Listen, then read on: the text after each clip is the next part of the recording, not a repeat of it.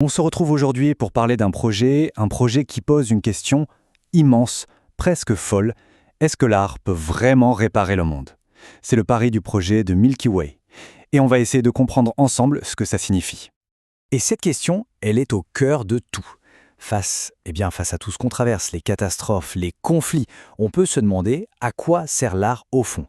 Est-ce que c'est juste une évasion ou est-ce que ça peut avoir un vrai potentiel thérapeutique? Est-ce que ça peut soigner? C'est exactement ce que ce projet cherche à découvrir. Alors pour commencer à répondre à cette immense question, le projet part de quelque chose d'incroyablement simple, de fondamental même. Une substance que l'on connaît tous. Oui, le lait. Alors pourquoi le lait? On pourrait se le demander. Eh bien, ce n'est pas du tout un hasard. Pensez-y. Le lait, c'est le tout premier lien. C'est le symbole ultime de la maternité, du soin, de la gentillesse. Mais ça va plus loin encore. C'est aussi une métaphore pour la connaissance, pour la nourriture de l'esprit. Et c'est toute cette richesse, toute cette symbolique qui est au fondement même du projet. Ok, donc on a ce symbole très fort, le lait. Mais concrètement, la mission du projet, c'est quoi? Eh bien, elle tient en un seul mot. Un mot simple à dire, mais tellement ambitieux, guérir. Et pour y arriver, le projet se déploie en 3 grandes étapes. D'abord, l'idée c'est d'utiliser l'art comme un levier de transformation pour chacun de nous. Ensuite, deuxième étape, s'attaquer directement à des problèmes qui nous concernent tous, la violence, l'environnement, les traumatismes. Et enfin, troisième point, et celui-là est vraiment fascinant je trouve, c'est de créer une image collective du féminin. Une image qui montre à la fois sa fragilité, mais aussi et surtout son incroyable puissance de survie. Bon, tout ça c'est la mission. Mais sur le terrain, ça donne quoi? Comment est-ce que ça prend vie? Eh bien, ce projet est devenu un véritable voyage planétaire.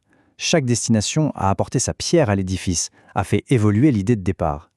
Alors regardons un peu ce parcours. Le point de départ, c'est Bordeaux, fin 2021. Et très vite, ça prend une dimension internationale. On retrouve le projet à la Biennale de Venise dès le printemps suivant. Puis, le voyage continue. Londres, Béthune, Sydney en Australie, pour finir en apothéose à Paris au Palais de Tokyo. Chaque fois, c'est une nouvelle forme. Une performance, une vente aux enchères caritatives, une conférence. Ça montre bien à quel point le projet est vivant, capable de se réinventer. Et il y a une phrase d'Emlène Gougion qui a participé au projet, qui résume tout ça à la perfection.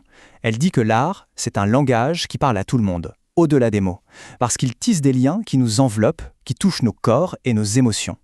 C'est vraiment ça l'idée centrale, l'art comme créateur de liens, là où parfois la parole ne suffit plus. Maintenant, on a envie de savoir qui est à l'origine d'un projet aussi vaste. Évidemment, une telle initiative ne naît pas de rien, c'est le fruit d'une rencontre, d'une collaboration entre des femmes au parcours très différents. Elles sont 3.